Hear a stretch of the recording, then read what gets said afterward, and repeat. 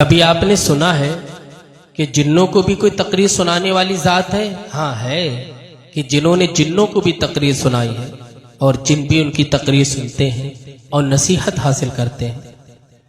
हजरत अब्दुल्ला का बयान है कि एक मर्तबा मैं बसरा में था और बसरा में शब रोज मेरे गुजर रहे थे।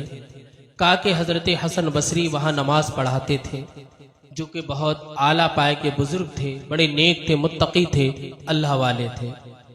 फरमाते हैं कि मैंने दिल में इरादा किया कि कल मैं नमाज हसन बसरी के पीछे पढ़ूंगा और इस इरादे से मैं सो गया। इसलिए कि आला औसाफ वाले इमाम के पीछे नमाज पढ़ने का लुत्फ और मज़ा ही अलग है।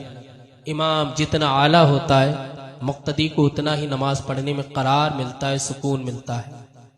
कहते हैं कि मैं सो गया और फजर के वक्त मेरी आंख खुली तो मैं मस्जिद की तरफ आया। मैंने वुजू घर पर ही किया और घर से वुजू करके चला।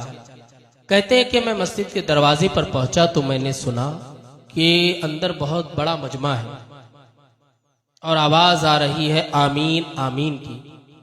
कहते हैं कि मैं मस्जिद की तरफ जैसे ही अंदर दाने को दाखिल हुआ, मैंने देखा कि मस्जिद का दरवाजा लगा हुआ है, अंदर से बंद है, सिर्फ आवाज में सुन रहा और महसूस कर रहा हूँ। हजरत अब्दुल्ला कहते हैं कि काफी देर हो गई, मुझे यह खौफ लाहिक हुआ कि कहीं नमाज फजर का वक्त ना निकल जाए और मेरी नमाज छूट जाए। कहते हैं मगर मैं बैठा रहा और आमीन आमीन की आवाज मैंने बहुत देर तक सुनी। ऐसा लग रहा था अंदर कोई जलसा हो रहा, कोई तकरीरी प्रोग्राम हो रहा है और लोग बाद नमाज इशा से बैठे हैं कि अब बैठे बैठे उन्हें फजर का वक्त हो गया। कहते सारी बातें मैं महसूस कर रहा था। थोड़ी देर के बाद दरवाजा खुलता है। कहते मैं बड़ा खुश था कि अंदर बहुत सारे लोग हैं और उनसे मुलाकात होगी। हजरत हसन बसरी भी मिलेंगे और इतना बड़ा मजमा मिल गया। मैं तो घर पे ही नमाज अदा कर रहा था, आज आया हूं तो ये तो बड़ी सादत मंदी की और बहुत बाबरकत मौका है। कहते मैं जैसे ही अंदर दाखिल हुआ मेरी आंखें फटी की फटी रह गई। मैं क्या देखता हूँ कि हजरत हसन बसरी तने तनहा है, कोई मजमा नहीं, कोई जमात नहीं, कोई सुनने वाला नहीं और आवाजें ऐसी आ रही थीं जैसे मस्जिद में बहुत बड़ा जम्मे गफीर है, बहुत लोग हैं। कहते मैं हजरत हसन बसरी की बारगाह में गया। मैंने कहा हुजूर, मैंने जो सुना है क्या वो हक और सच नहीं था? हजरत हसन बसरी फरमाते यकीनन वो सच था, लेकिन ऐ हसन बसरी, आपने फरमाया कि ऐ अब्दुल्ला, मैंने आज तक इस राज को किसी से नहीं कहा है, तुम भी मत कहना। हजरत अब्दुल्ला ने वादा किया मैं किसी से नहीं कहूंगा।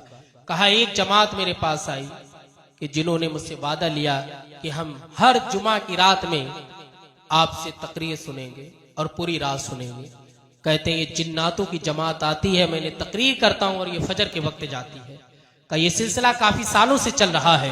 हजरत अब्दुल्ला कहते यकीनन अला इन्ना औलिया अल्लाह ला खौफुन अलैहिम वला हुम यहज़नून, अल्लाह के वलियों को कोई खौफ नहीं, कोई डर नहीं होता है, इसलिए कि वो अल्लाह के वली होते हैं।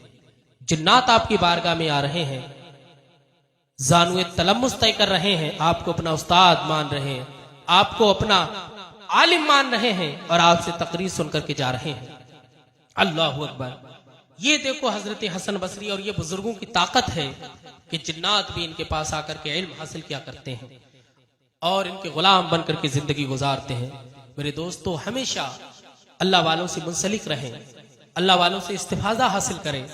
अगर वो जाहिर दुनिया में तशरीफ फरमा नहीं है तो उनकी मजार पर जाकर के आप उनके वसीले से अल्लाह से दुआ मांगे, यकीनन अल्लाह रब्बुल इज्जत आपकी दुआ को कबूल फरमाएगा। अल्लाह पाक ने अपने बंदों को ताकत दी, इख्तियारात